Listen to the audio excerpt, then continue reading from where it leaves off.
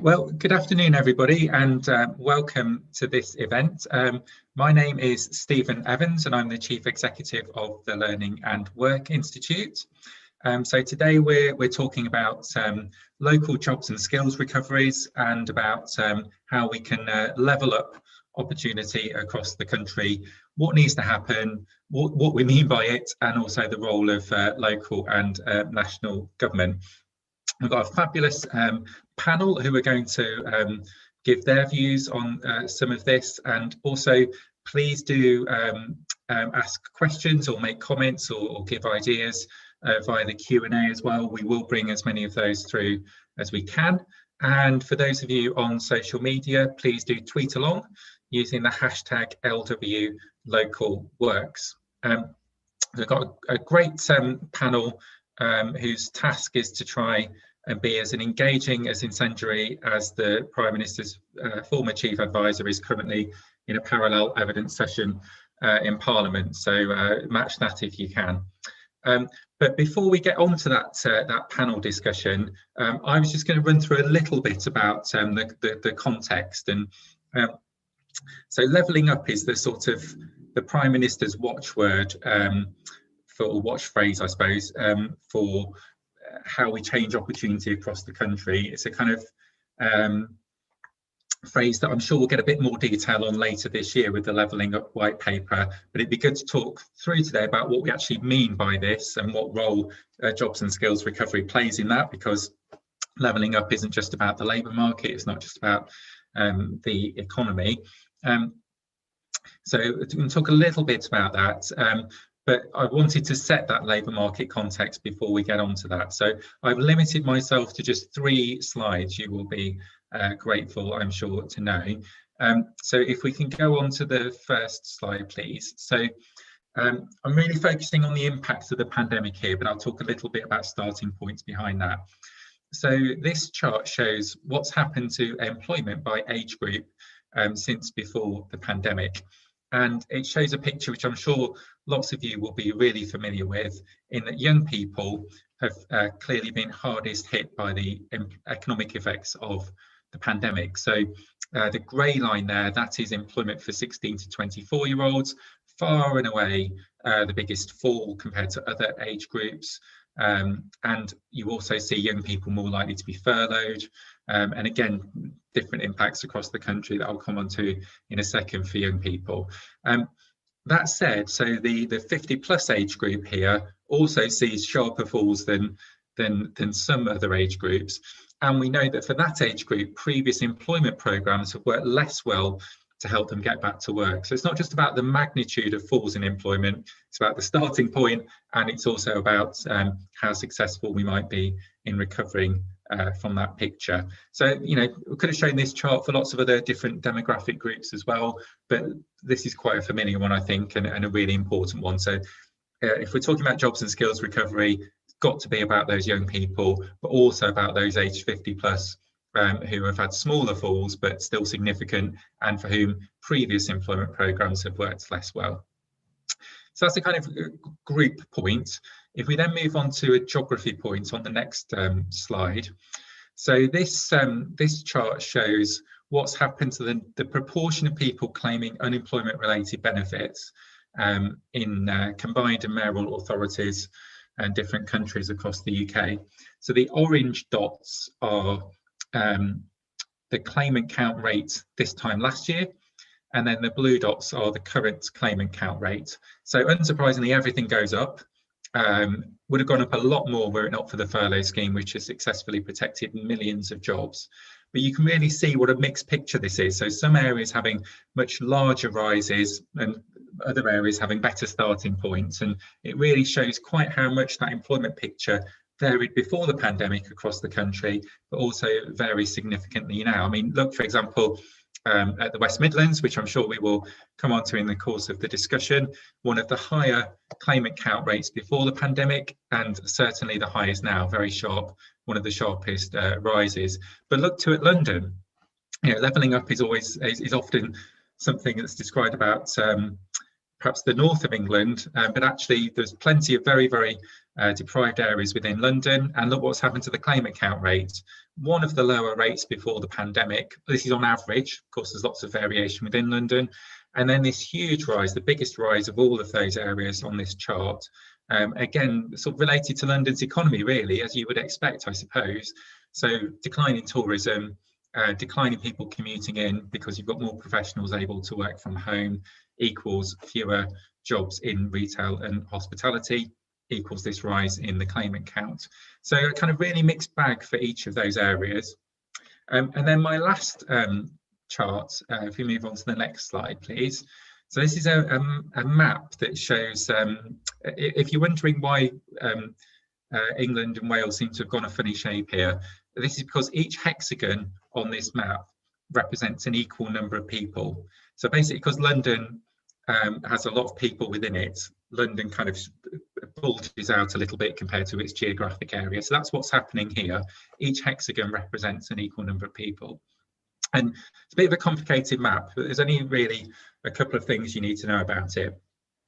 So the areas that are a bit paler, a bit whiter on this map, what they show is areas that had lower unemployment before the pandemic, and they haven't seen such big rises since either. So if you're in that sort of whiter or greyer or paler colour, it's not quite so bad. The areas that are darker blue, and you can see that really clearly, I think, in London, those darker blue areas are where the claimant count was relatively low before the pandemic, but you've seen really large rises since. So that's the London story that I was talking about before, for example. And then the areas that are sort of dark red or dark brown, they're areas that had higher unemployment before the pandemic and have seen larger rises during the pandemic too. And that's, you know, I mentioned the West Midlands, but also parts of Greater Manchester, particularly in the centre of Greater Manchester, parts of West Yorkshire, parts of Liverpool city region. So what you have is these sharper rises in unemployment in cities, in particular, declining commuting, driving that, as well as the various lockdowns, and also some coastal areas. So you can't quite see it that well in this map, but Blackpool had one of the highest claimant count rates before the pandemic and has seen one of the largest rises since. So it's kind of showing a really mixed picture within and between different parts of the country. And I think that links into the question about what do we do about all of this. The employment and skills system is massively complex.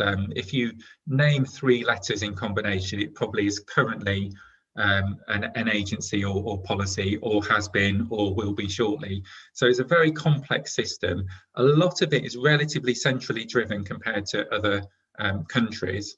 We're getting some greater devolution now, for example, of things like the adult education budget, and also some co-commissioning of employment programs in some parts of the country, but it's still relatively centralised.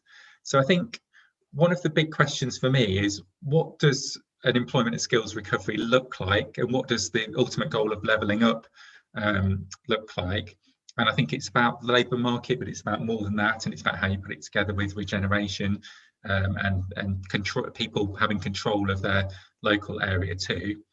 And then secondly, what do we need to do to get there? So we've got loads of policies announced, so I could rattle off a long list of things in the plan for jobs, and lots of it's really sensible and has made a difference, like the furlough scheme, for example. But what else do we need to do, or how do we make it work better? Or what's the role for local areas or greater devolution compared to control from Whitehall? So some pretty big questions there for us to get into. And so rather than take up any more of the time, I think I will move us straight on to the panel. You can see listed out here. So I'm going to ask each of them a question and just give a few minutes input at the start in the order that you can see them on the slide here. Whilst you're listening as well, I'm sure that'll spark off loads of thoughts and ideas and questions. So as I say, please do put those in the Q&A and tweet away using the hashtag that you can see on the screen there. So I'll move on to our first speaker, Andy Westwood, who is Professor of Government Practice and Vice Dean of Humanities at the University of Manchester.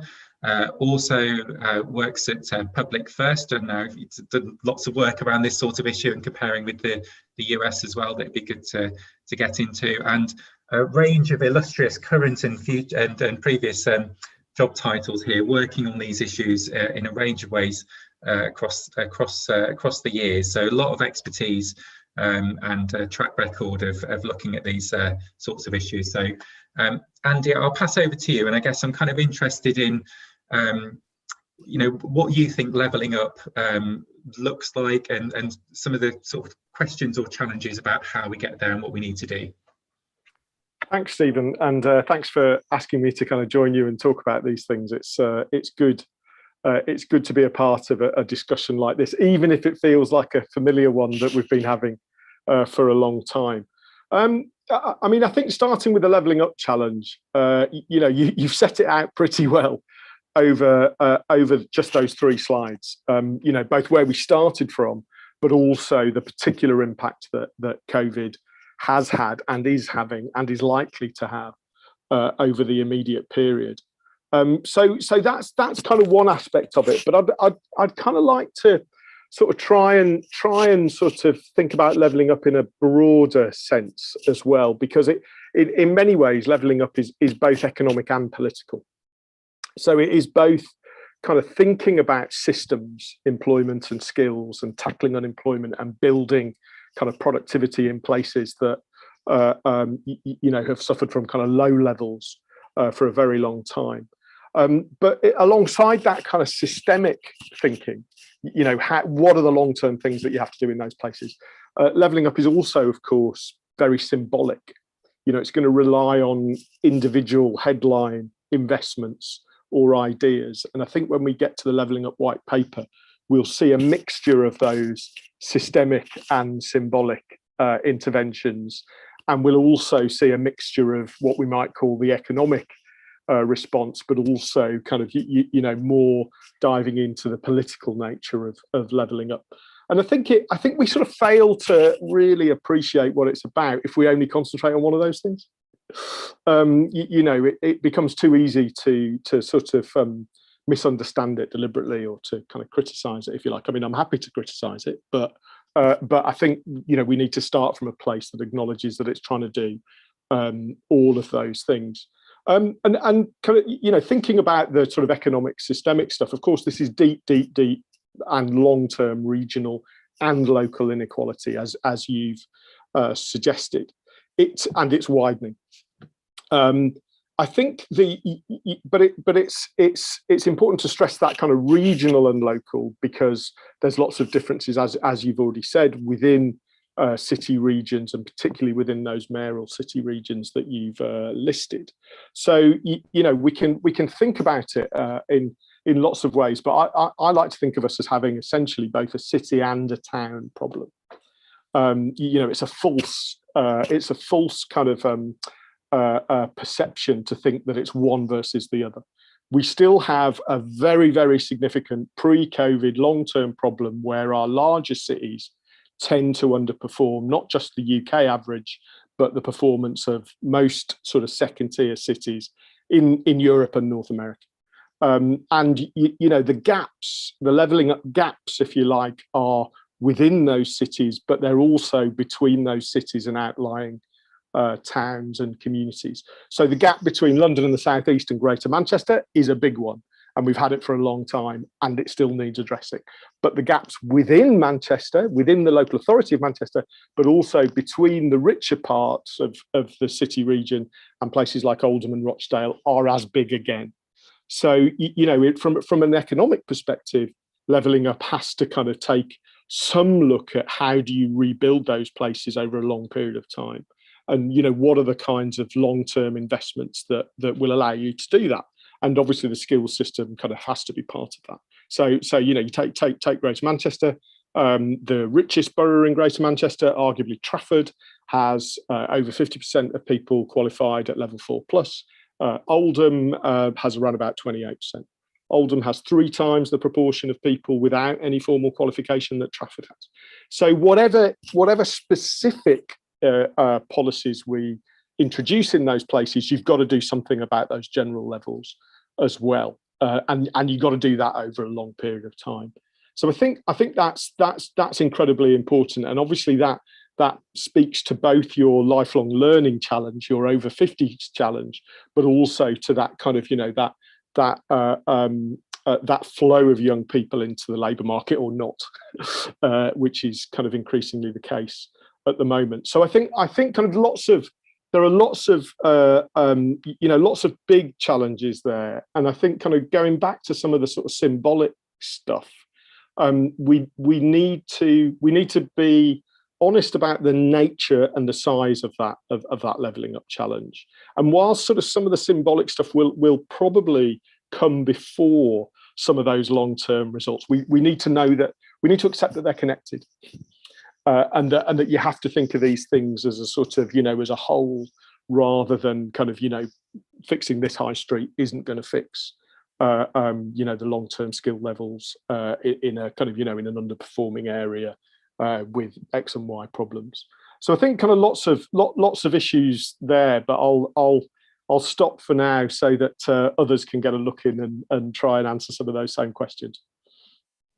Well, let me maybe just ask you one quick follow-up before I move on, because I'm interested in what you said about the sort of long-term challenges around sort of levelling up the economy, if you like, versus some of what you described as more symbolic things. And I guess so I've been a bit critical, for example, about lots of short-term funds for high streets, towns, levelling up this, that and the other.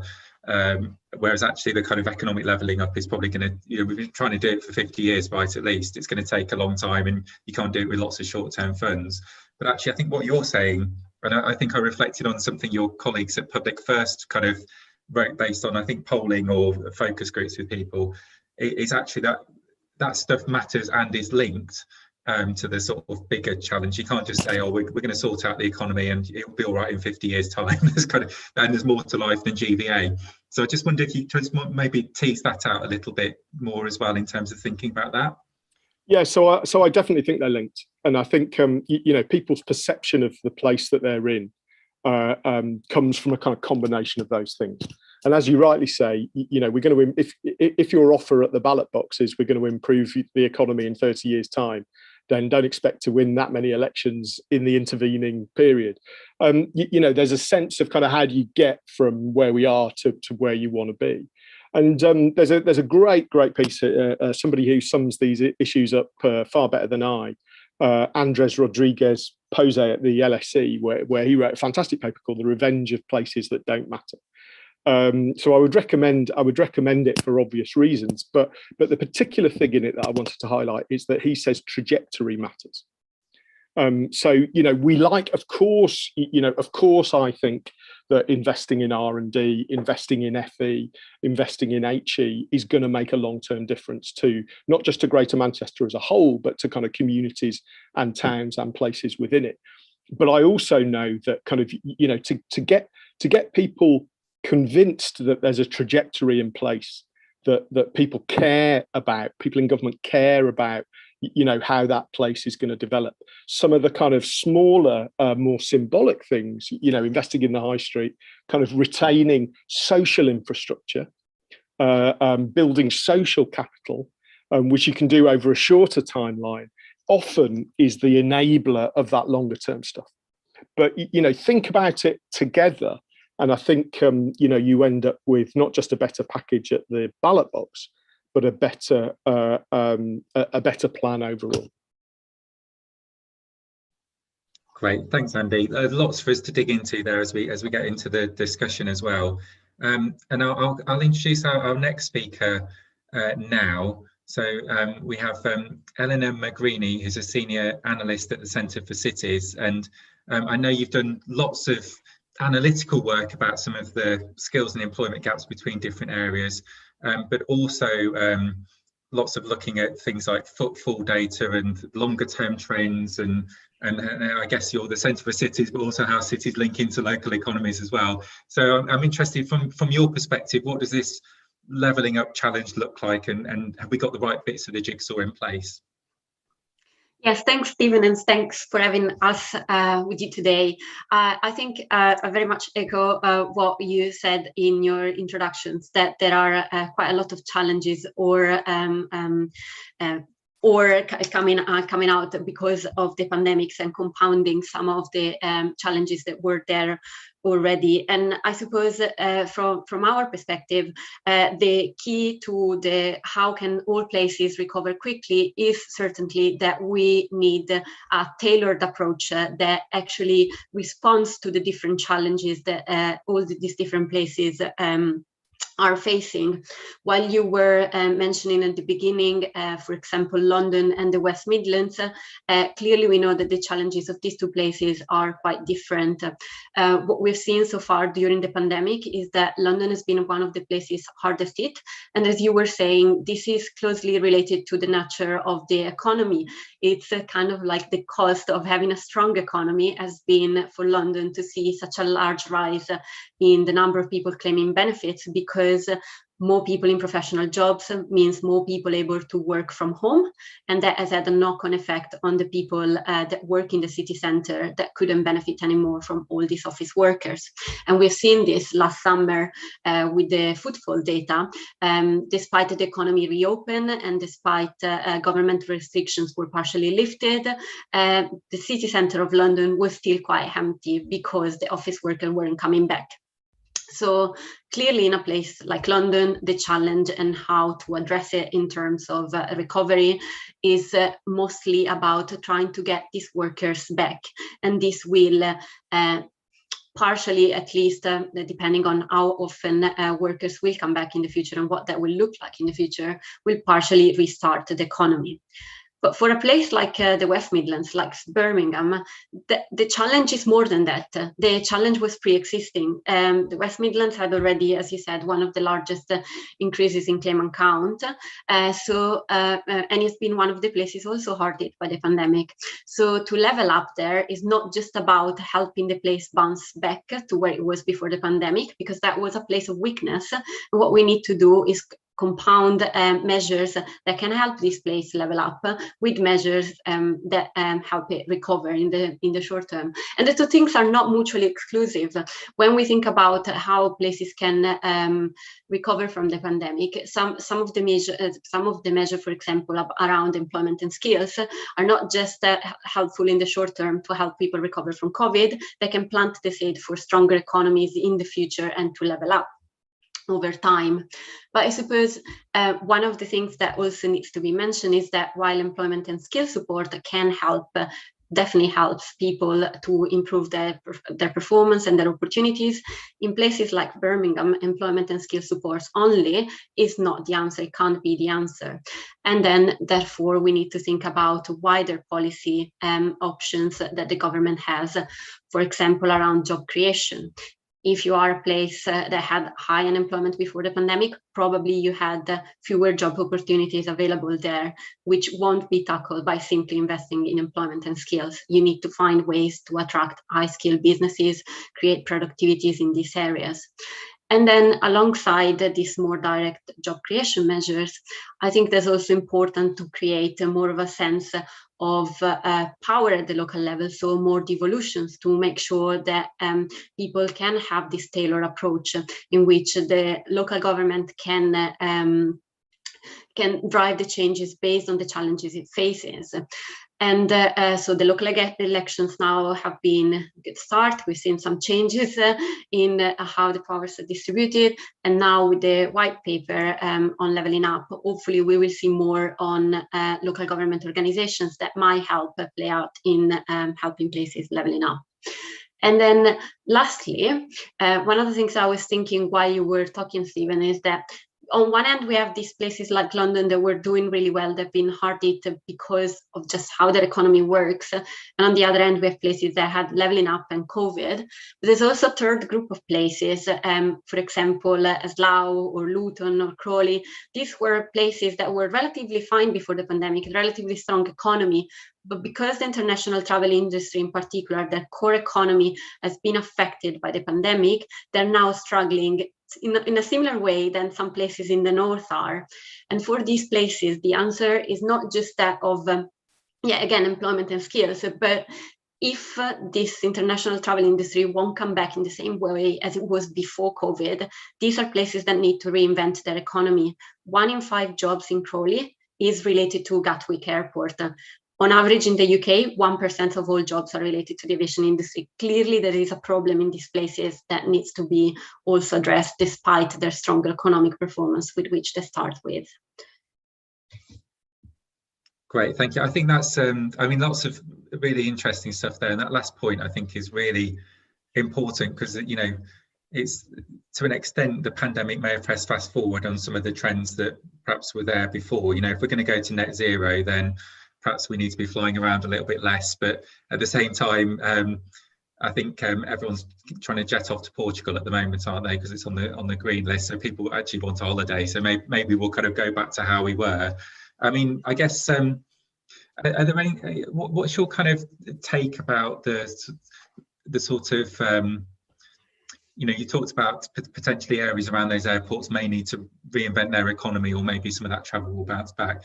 To what extent do you think the kind of local government in those areas is having that debate now? And in your sort of work around these areas, do you think they kind of, do they need more powers, or have they got the tools in the box that they need to do some of this stuff? Yes, so I mean, I think it's really hard to tell what is going to happen to the aviation industry in particular, given how things are changing now. They're changing so fast.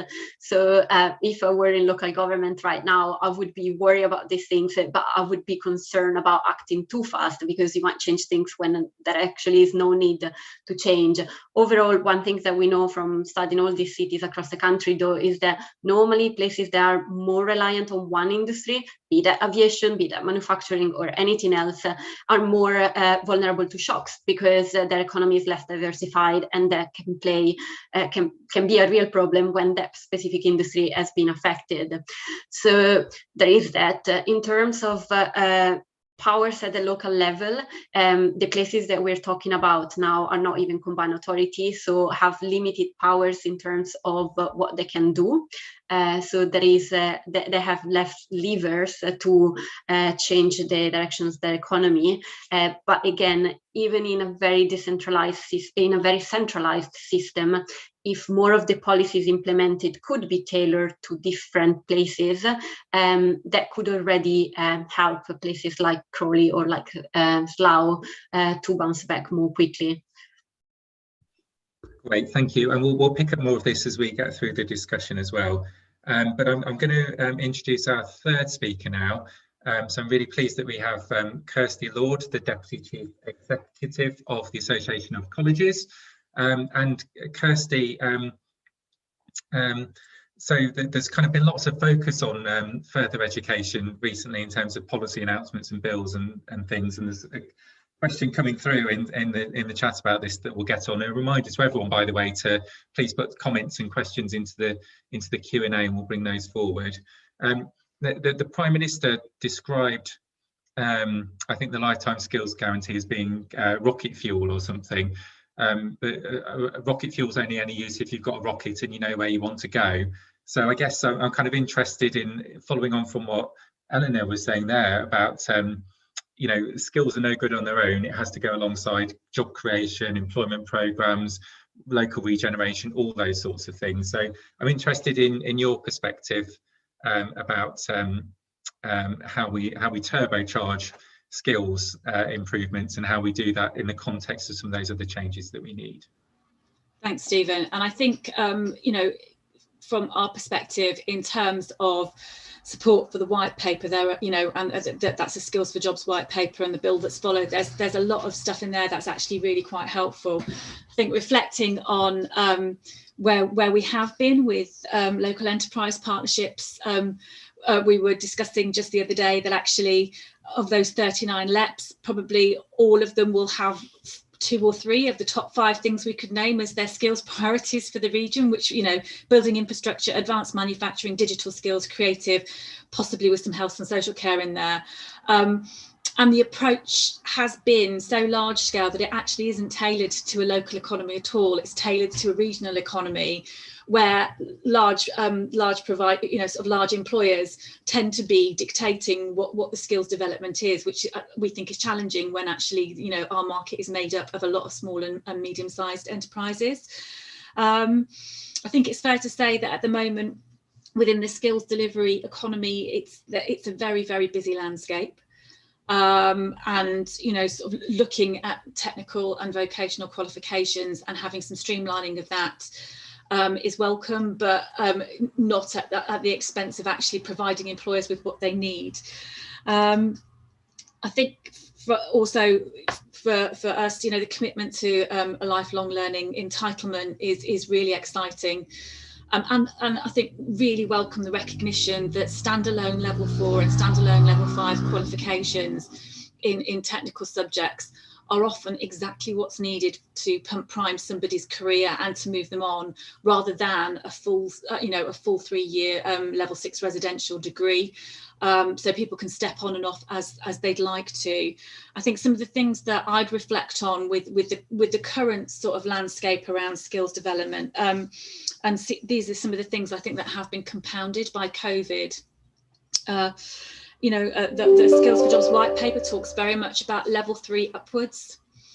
We know in terms of essential skills, so that's your basic skills, your English, your maths, your IT, and indeed for English for speakers of other languages. COVID has really sort of demonstrated that digital poverty has had a completely a really significant impact on those groups who would most benefit from accessing level 2 qualifications and below. And I think, you know, from my perspective, one of the concerns around the current trajectory and direction of travel is that a lot of attention is being paid around higher level skills, which is incredibly important. But a lot of people need to access lower level skills to be able to get onto the ladder for level 3, level 4 and level 5 qualifications. And as an adult, that becomes increasingly challenging as you have more financial responsibilities through your lifetime. So I think, we, in terms of priming skills development, the lifelong learning commitment's really exciting in terms of being able to unitize, to be able to have, very small accredited qualifications that build into something bigger over your career. That's incredibly exciting, but that doesn't kick off till 2025. That's 4 years away. That's a really long time in terms of, managing sort of people recovering from COVID and reskilling into new jobs. And I think particularly around sectors such as retail. And when thinking about supporting and servicing, industry that used to be office-based that won't be going forward, the people who have skills in those areas who may need to reskill rapidly to stay in employment, whether that's insecure employment, gig economy employment, whatever.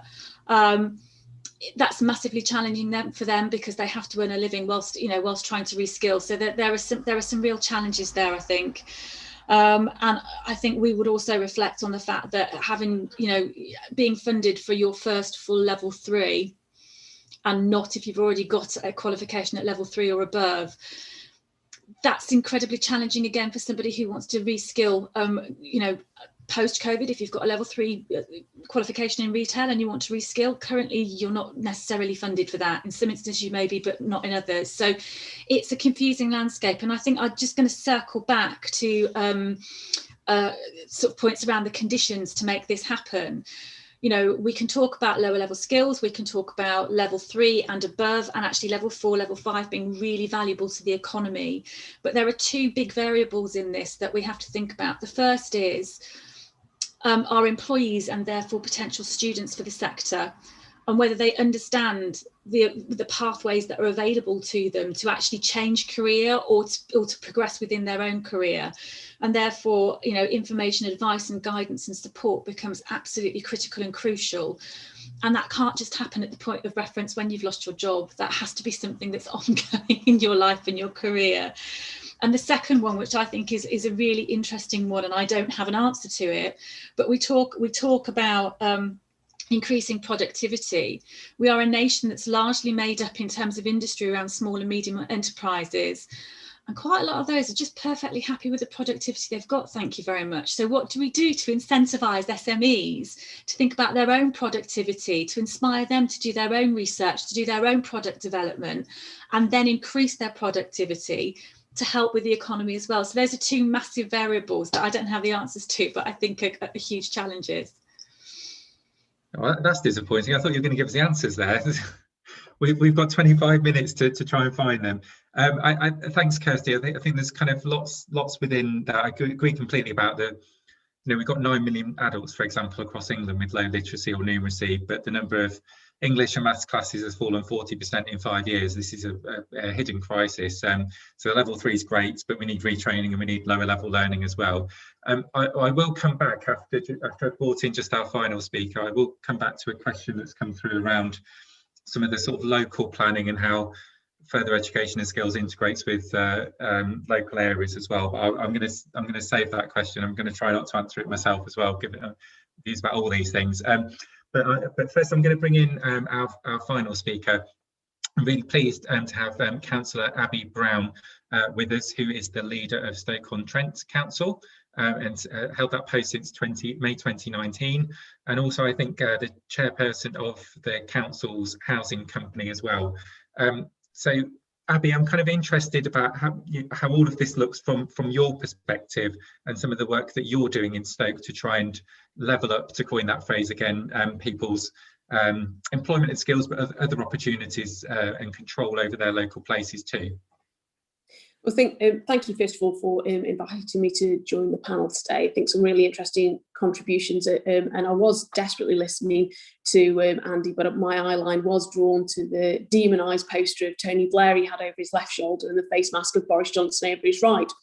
But I think some really perceptive comments made by all the previous speakers around what this is actually like on the ground.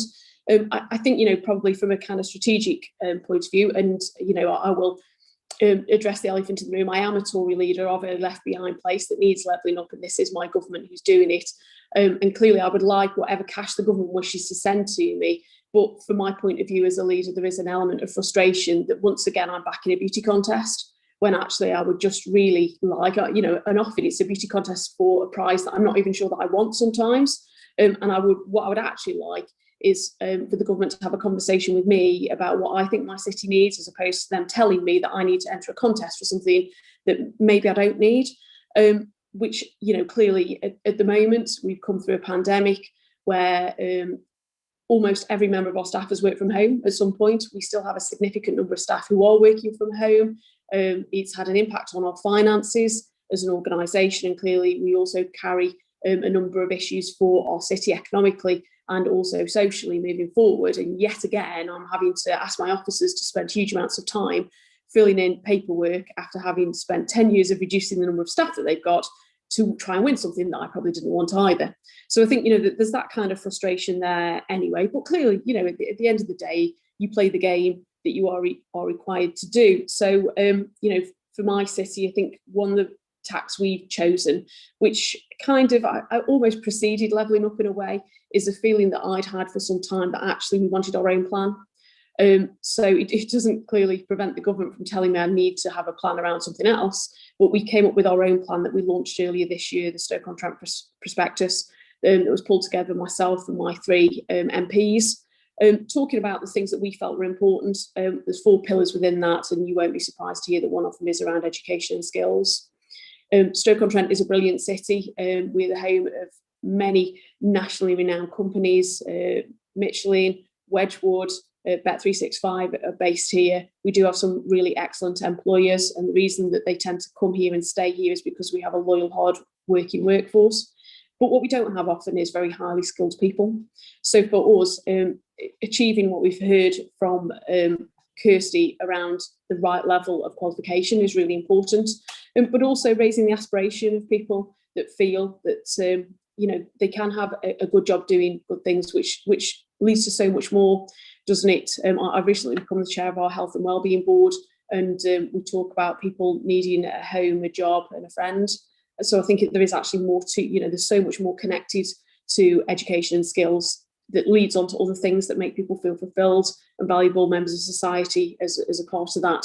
So I think, key for me as a city council leader is having my own plan, which I communicate to the government. Some elements of this I've had more success around than others. And I think, from an education and skills point of view, probably more so from education, we seem to have quite good traction with the government in terms of what we want to do. I think skills is more tricky.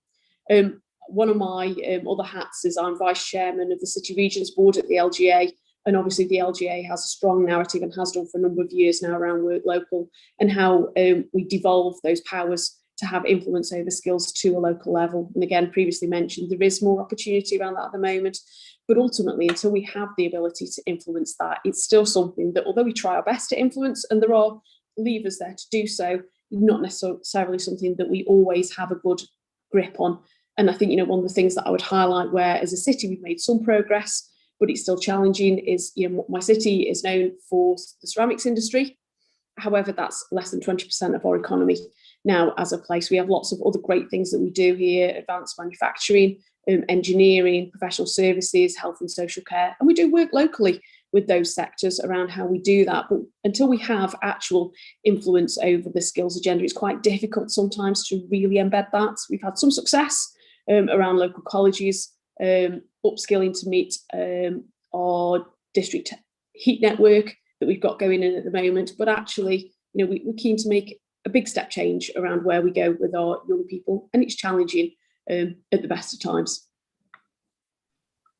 Great, thanks, Abby. And yeah, we worked with the LGA on the development of Work Local, so I'm always happy to hear that getting a bit of a plug, and sort of recommend if anyone wants to go and have a look at that. It's on the Learning and Work and the LGA websites as well, as a sort of framework for devolution tied to outcomes and showing what the outcomes of that devolution would be, and a framework for greater devolution over time rather than those bidding rounds that you were talking about. So if I perhaps I'm going to assume that the Prime Minister has tuned into this webinar, because I think he normally tunes into anything we're doing.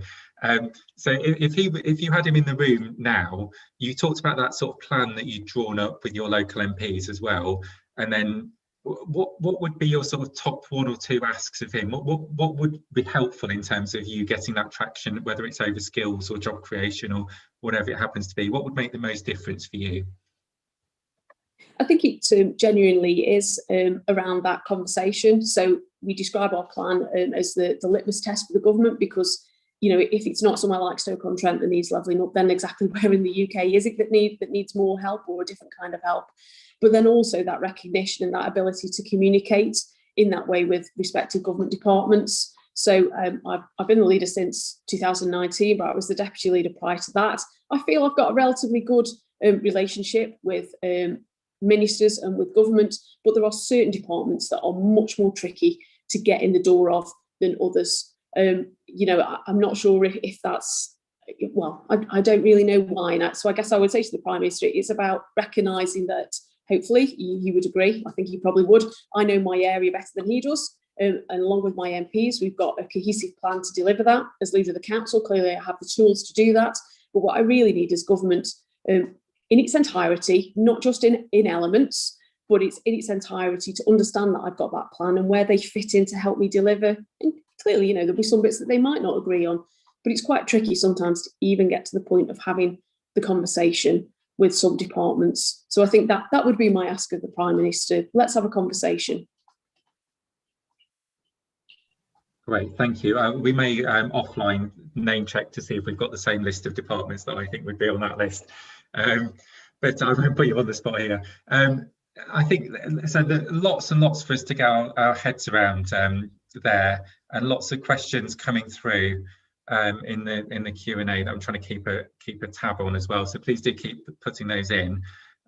So Kirsty, I said I was going to come across to you first because of a question about the new skills bill, and I wanted to specifically ask you about. So this is coming from Suzanne on the Q&A about the local skills and local skills improvement plans. I guess these are my words, not Suzanne's. My concern is that we seem to have invented another plan, and we've almost got as many plans as qualifications, and also it seems to slightly bypass local government because we're after employers groups now. So with that kind of cynical framing of the question, which is my words, not Suzanne's. What's your perspective about, are we at risk of having too many plans and not enough doing, or what's the role of local government alongside these employer groups? I think that's an excellent question, Stephen. And I think, in terms of the local skills improvement plans, it has to be, I mean, we're just about coming up to the deadline for bidding in for those pilot phases of those at the moment. And it has to be about a coalition of all local stakeholders. And I think what's really interesting is, what is deemed as a local economy. Because, as was articulated by Andy, in somewhere like Greater Manchester, you've got lots of local economies actually that sit through and around the city, which none of which, they might be entirely different, and it might not be appropriate for that skills plan to be placed blanket across Manchester, because, it'll vary hugely. So from my perspective, I think LSIPs, the local skills improvement plans, and the legislation around that needs to really encourage a coalition between local government, local providers, and local employers. And I think that the tricky bit is determining the geography of that to actually make it make sense for the plan.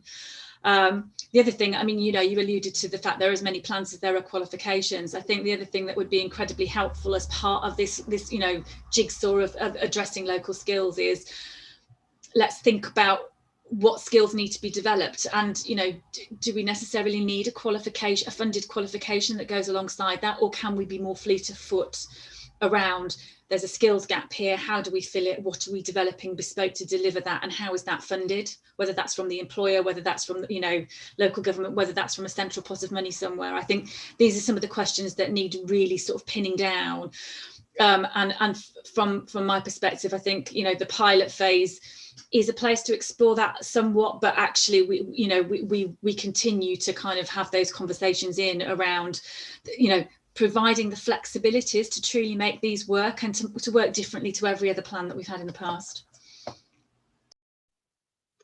Great, thanks, Kirsty. And Andy, if I can ask you about the sort of, there's a question, two things, I guess. There's a question come up in the chat as well about, we talked about cities and towns, but actually there's also rural areas and coastal areas and other things as well. So we always look for, sort of policymakers or think tanks or whatever, we're always looking for a neat solution, and then there's never actually a neat solution that covers everything. So I'm just kind of interested in any perspectives about that levelling up outside of those urban areas, if you like, in terms of cities and towns.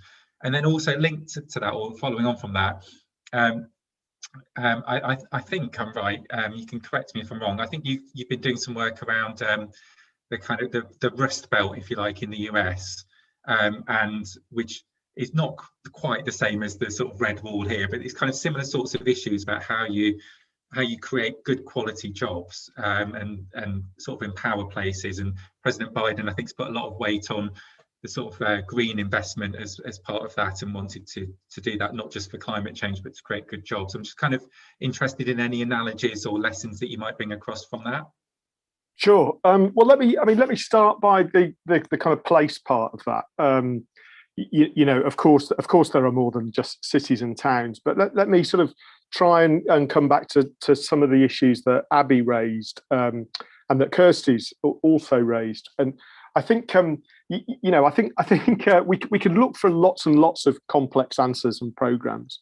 I think two of the easiest solutions in any kind of place is basically to restore a decent level of local government funding, and a decent level of kind of institutional funding for things like colleges, and within that, greater capacity and flexibility for them to identify and spend on the particular challenges that they know best. As Abby described, she knows Stoke better than I do, and she knows Stoke better than anybody in Whitehall does. So I think at a very simple level, we should look to a spending review that basically says the quickest way to really think about levelling up is to put more resource into the places and institutions that are closest to the problem. And I think if there's an easy recommendation coming out of all of this, it's that one. I think on the Rust Belt in the US, and we could also be talking about the Ruhr Valley in Germany, or kind of the northeastern parts of France. We are not the only country that is kind of experiencing these challenges, and we're not the only country that has kind of pretty unpredictable politics that comes out of these places. And I think the particular issue you've just put your finger on, which is kind of yes, we need strong institutions at the local level. We need strong local government with capacity and flexibility. We need strong colleges with capacity and flexibility. And I'm also one of the directors of the new Productivity Institute. My theme is on institutions and governance, and all the evidence I see nationally and internationally is that the stronger your local institutions, the better you're going to do. So that is part of the mix we need to get right. But in that kind of definition of institutions, we also need to think about the private sector, and we need to think about kind of how we build good jobs, because there's a whole bunch of things that you can do that aren't going to be successful unless you have higher incomes, kind of more people in kind of predictable, sustained work, and the sort of supply chains that kind of feed those things. So again, that takes me back to something that Abby described. A plan in Stoke-on-Trent for kind of for growing the economy and for building that kind of activity and those kind of institutions, those organizations, those firms, and the jobs that kind of come from them. And I think we often forget that part. That's the bit that you can't do without. And I think it takes us again back to that local level. I mean, all of these policy areas are subject to the most ferocious amount of churn. So not only are there lots of programs, we change them all the time. And one example of that, with a high profile recently, is our abandoning of kind of national and local industrial strategies. And I think kind of, Abby didn't use the phrase industrial strategy, but I will. It's the incentive for local government and for key institutions to think about sectors, to think about investment, to think about supply chains, to think about firms, is incredibly important. And, we need to make sure that that's a priority and that places have the capacity to do that and to follow them through over a long period. Thanks, Andy. I'm going to pick up on both of those points with Eleanor and then Abby. I think that sort of points about institutions and long-term partnerships. I'm sure I remember, I think it might have been John Hayes, when we were both working on skills policy, telling us that the best sector skills councils were the ones that started life as medieval guilds, I think. Which is true, but also my worry was we didn't have long enough to wait for the others. So that kind of longitudinal point is quite important.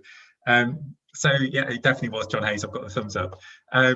So Eleanor, if I sort of ask you, because we were talking about job creation before, and Andy's just talked about that as well, and you were mentioning airports, and so Heathrow, for example, is a big anchor employer in its local area, but maybe it's not going to come back, maybe it will. I remember writing lots of papers about how globalization was a brilliant thing and footloose fancy free industry, and this was all good and it'd be fine as long as we skilled people up to take advantage of the opportunities. It feels like things have probably changed since the financial crisis and the pandemic, and we tried, for example, to build up our vaccine making capabilities in various parts of the country. Have you kind of, what's your kind of take about that role of anchor institutions and not industrial strategy, because we don't use that phrase anymore, but trying to sort of have those strategic industries within local areas? Yeah, I think that is very important. I mean, going back to some of the things that we were talking about earlier, having like big employers in the area can be at the same time a really good thing, can be a strength because they can attract opportunities, as it can be a weakness because comes at times like this, if all your economy is reliant on Heathrow Airport, then you are stuck.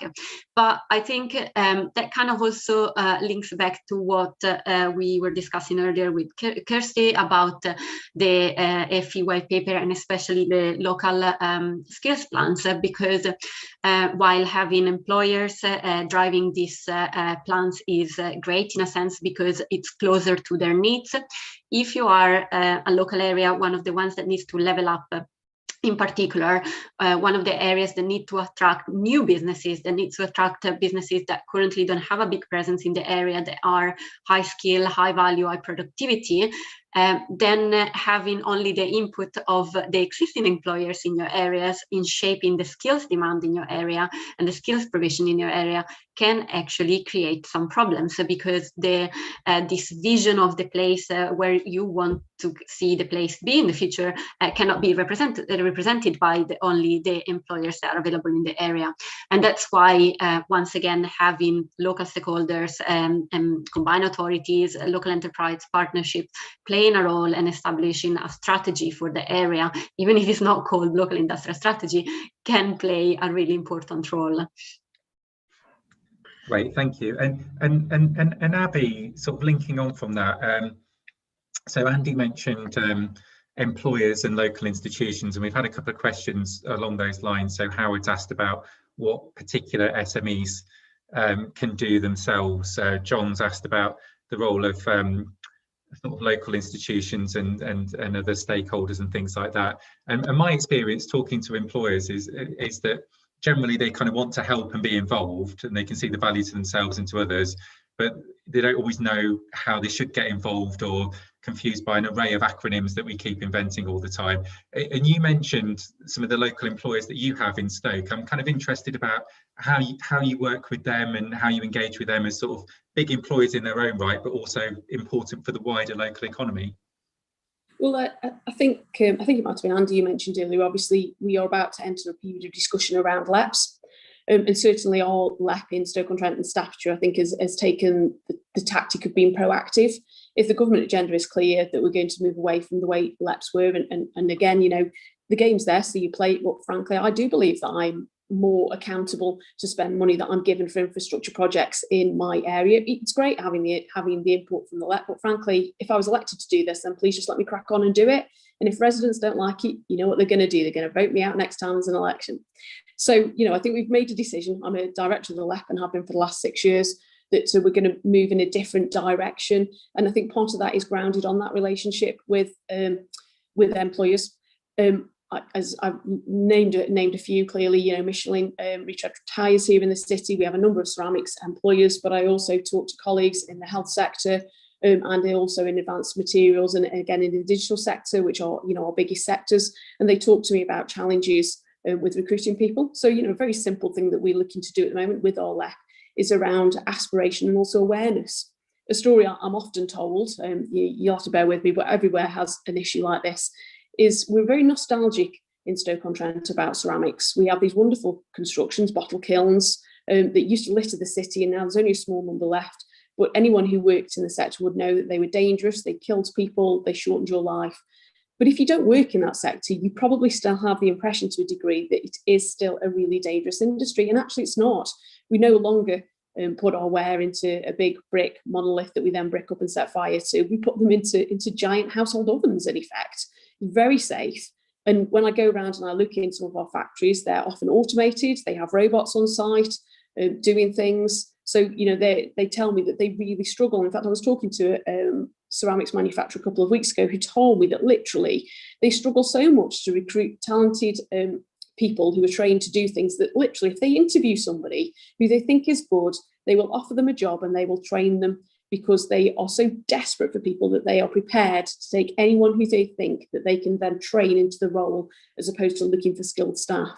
So part of what we're looking to do with the LEP is actually both raise aspiration amongst our young people. Any child from Stoke-on-Trent can be fortunate enough to go to university, as I did, and why can't they go on to have a fantastic career doing whatever they want?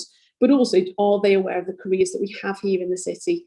You know, just with my leader of the City Council hat on, we employ a huge number of professionals: accountants, solicitors, graphic designers, architects, or few of the architects now, but, you know, we as through our capital programme, we employ architects indirectly. So I think there's also something about raising awareness for us as a city that there are a huge range of careers actually here in Stoke-on-Trent. People often associate either what they historically know. So, for example, in the ceramics industry, or even, with councils, people often don't have an idea about the huge number of people that we employ here doing a wide range of things. So I think that's a really easy way, really tangible for us as a local authority to help around that. Great, thanks, Abby. And I think that links back a bit also to Kirsty's point about careers advice as well, and understanding what those local opportunities look like, and the point the Prime Minister was making as well about you should be able to do anything you want, and you shouldn't have to leave your hometown to do that unless you want to. So I think that's a really good example, and a very handy example for us to finish on, because unbelievably we're out of time. I'm afraid could have talked about this all afternoon, I think, and we might sort of schedule some follow-ups on some of these things. I'm really grateful to all of our speakers who we've covered a vast array of ground and got some really helpful insight, I think, into just a really wide range of challenges and issues and opportunities as well. So thank you to all of you for your time. A big thank you to everybody who's dialed in to the event as well via Slido. You will get a link to the event recording, so you can watch back at your leisure. Once is never enough. You could listen to that again, and we will be continuing to do lots of work on this topic, and look forward to working with all of you on an ongoing basis on this. So thank you very much, and have